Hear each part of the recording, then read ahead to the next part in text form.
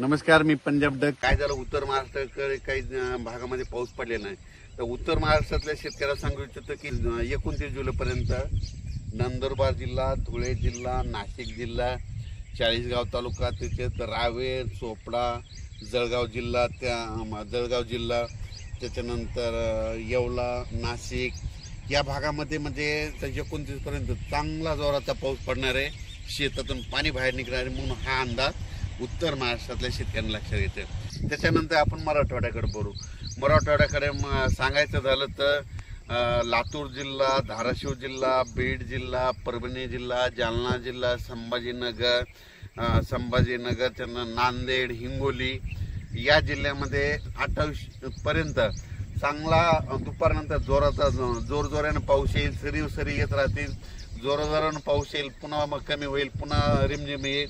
पण 28 तारखेपर्यंत मराठवाड्यामध्ये ह्या 5-7 जिल्ह्यामध्ये पाऊस 28 तारखेपर्यंत चालू राहणार आहे आणि 29 नंतर सूर्यदर्शन होणार आहे. त्याच्यानंतर काय करू, पूर्व विदर्भाकडे.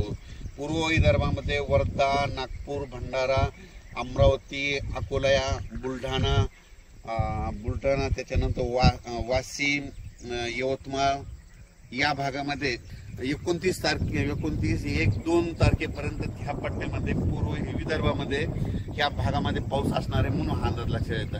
विदर्भातला पाऊस जरा 1-2 तारखेपर्यंत तिकडे मुक्कामच राहणार आहे म्हणून विदर्भाच्या शेतकऱ्यांनी हा अंदाज लक्षात येतात.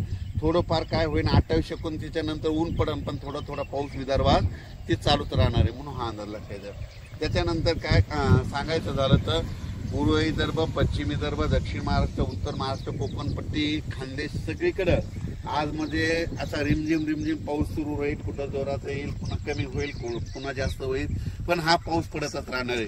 आणि कोकणातला पाऊस मात्र जोरानं पडणार आहे हे म्हणून लक्षात घ्यायचं. अचानक वातावरणात बदल झाला तर लगेच एक मेसेज दिला जाईल. धन्यवाद.